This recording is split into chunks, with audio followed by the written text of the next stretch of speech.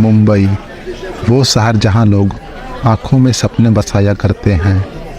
दिन की रोशनी और रात की चकाचौंध हमेशा शहर को जिंदा रखती है, पर इस रोशनी और चकाचौंध के पीछे छिपे हैं कई राज, जिनको किसी ने जानने की कोशिश नहीं की, क्योंकि ज़िंदगी यहाँ चलती नहीं, दौड़ती है।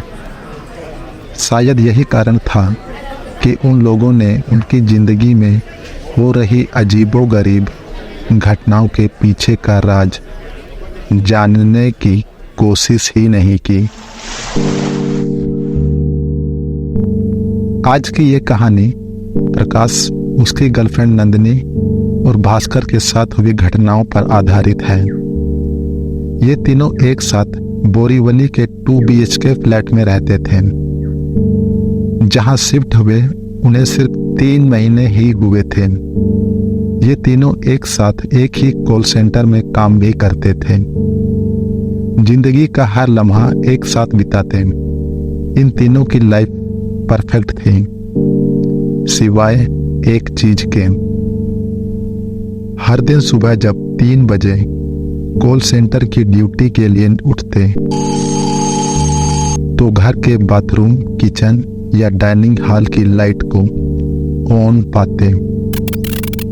एक दूसरे से सवाल जवाब करने पर एक ही नतीजा निकलता, और वो ये कि उन तीनों में से किसी ने भी रात को बाथरूम, किचन या डाइनिंग हॉल की लाइट नहीं जलाई थी।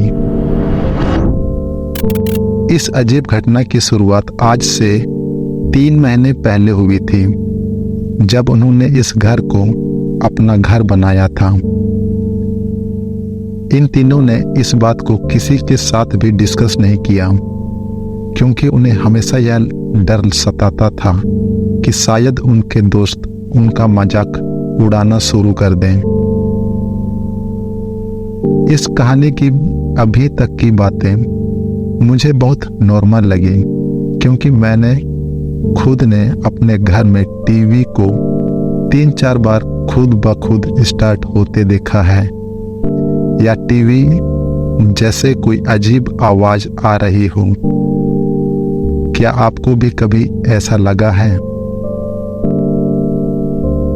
लेकिन अगर हम प्रकाश, नंदिनी और भास्कर की कहानी की बात करें, दुर्घटनाएं सिर्फ लाइट ऑन करने तक ही सीमित नहीं थी, क्योंकि धीरे धीरे ये बात एक अजीबोगरीब घटनाओं ने उनके दिमाग में कई सवाल खड़े कर दिए थे।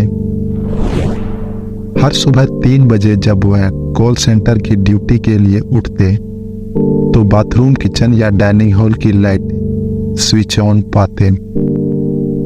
इस घटना का जवाब उन तीनों में से किसी के पास नहीं था। शाम करीब 5 बजे ये तीनों अपने काम से लौटते थे, और शाम 6 बजे घर का काम करने वाली बाई भी पहुंचती थी। कभी कभार इस बाई के साथ उसका बच्चा भी आता, जो पूरे घर में खेलता रहता और उनके सामानों से छेड़छाड़ करता रहता। मुंबई शहर में बाई मिलना बहुत मुश्किल है, इसलिए शायद वो बाई के इस बच्चे के नखरों से परेशान होते हुए भी अपनी तरफ से कोई आपत्ति नहीं जताते थे। एक दिन तो हद ही हो गई। प्रकाश, नंदिनी जब घर लौटे तो पाया कि बाई का बेटा उनके घर के ड्राइंग रूम में खेल रहा है। उन्हें लगा शायद बाई आज जल्दी काम पर आ गई, लेकिन आश्चर्य की बात तो ये थी कि बाई उन्हें सारे घर में कहीं भी नजर नहीं आई। उन्हें लगा शायद अपने बच्चे को उनके घर पर खेलने के लिए छोड़कर बाई बगल वाले शर्मा जी के यहाँ काम करने के लिए चली गई होगी। प्रकाश बहुत गुस्से में था आज, जो कि काम वाली बाई के रहते उसके बेटे का आना और उसके घर में खेलना तो ठीक था, लेकिन बाई अपने बेटे को यूं उनके घर में छोड़कर किसी और दूसरे के घर में काम करने जाए, यह उन्हें मुनासिब नहीं लगा। करीबन 1 घंटे इंतजार के बाद प्रकाश और नंदिनी बगल वाले शर्मा जी के घर गए काम वाली बाई के बारे में पता लगाने। शर्मा जी का जवाब सुन दोनों हक्के बक्के रह गए, क्योंकि शर्मा जी के अनुसार काम वाली बाई तो आज आई ही नहीं थी। एक अजीब सी कश्मकश में दोनों अपने दिमाग में सवालों की लड़ी लिए वापस अपने घर की ओर लौटे, लेकिन इस बार आश्चर्यजनक रूप से पूरे घर में वो बच्चा उन्हें कहीं भी नजर नहीं आया। दोनों के मन में कई सवाल उठ रहे थे, पर उन्हें पार्टी के लिए देर हो रही थी, इसलिए ज्यादा सोचे बिना तैयार होकर पार्टी के लिए निकल पड़े। रात करीब 8 बजे ओवरटाइम करने के बाद भास्कर घर लौटा और उसे इस पूरे इंसिडेंट के बारे में कुछ भी पता नहीं था। आपको क्या लगता है उसके साथ क्या हुआ होगा? ओवरटाइम करने के बाद भास्कर करीबन 8 बजे रात अपने घर पहुंचा। भास्कर ने घर का दरवाजा खोला तो पाया कि हमेशा की तरह बाथरूम की लाइट जली हुई थी। उसने लाइट स्विच ऑफ करना जरूरी नहीं समझा, क्योंकि उसे अभी नहाने भी जाना था। रूम में इंटर करके भास्कर ने अलमारी खोलकर टॉवल निकाला और बाथरूम की ओर चल पड़ा।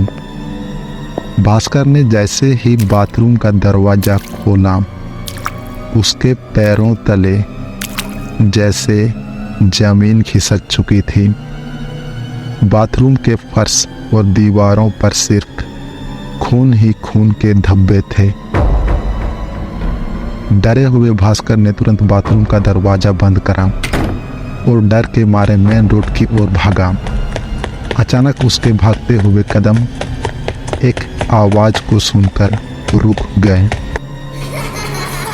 आवाज भास्कर के कमरे से आ रही थी। सहमे हुए कदमों से भास्कर अपने रूम की ओर आगे बढ़ा।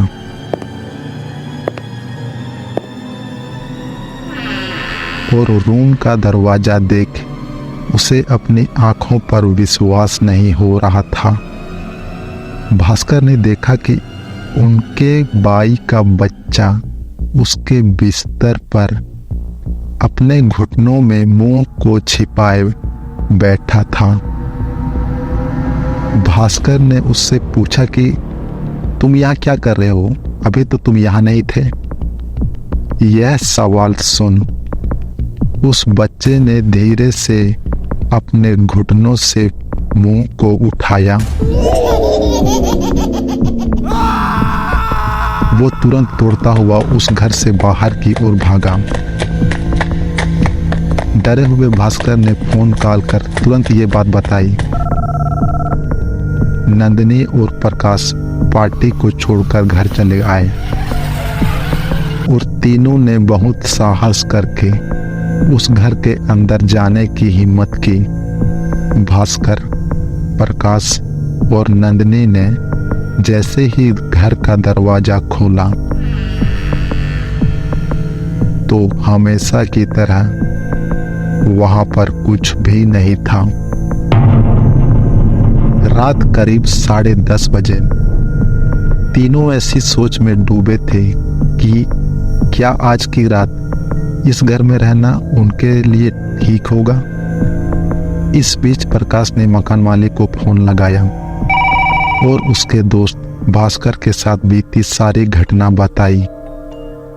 मकान के मालिक ने सारी बात सुनने के बाद उन्हें बताया कि आज से 10 साल पहले इस मकान में एक परिवार रहता था। कर्ज के बोझ में दबे होने के कारण इस परिवार के मुखिया ने अपनी बीवी और अपने बेटे को बेदर्दी से हत्या कर दी और फिर खुद ही फांसी लगाकर आत्महत्या कर ली। ये सब जानने के बाद वहां रहना तो दूर, उस घर में एक एक पल गुजारना भी प्रकाश, नंदिनी और भास्कर के लिए बहुत भारी पड़ रहा था। बाथरूम में खून देखने की घटना को शायद हम आज से 10 साल पहले की घटना से जोड़ सकते हैं, लेकिन काम वाली बाई के बेटे का उनके घर में मौजूद होना और अचानक से गायब हो जाना, इसका कारण किसी को भी मालूम नहीं था। जैसे तैसे आज की रात प्रकाश, नंदिनी और भास्कर ने उस घर में गुजारी और सुबह होने का इंतजार करने लगे, क्योंकि उन्होंने फैसला ले लिया था कि सुबह होते के साथ ही वो इस घर को छोड़ कहीं और शिफ्ट हो जाएंगे। अगले दिन जब काम वाली बाई उनके घर आई तो प्रकाश, नंदिनी और भास्कर तीनों उस पर टूट पड़े। एक के बाद एक सवालों की बौछार करने लगे, उसके बेटे की अजीबोगरीब हरकतों पर और विवादास्पद स्थिति में उसके बेटे की मौजूदगी पर। 5 मिनटों तक स्तब्ध रहने के बाद कामवाली ने अपनी चुप्पी तोड़ी, क्योंकि उसके पास उनके सवालों का कोई जवाब नहीं था, क्योंकि उसका कोई बेटा ही नहीं था।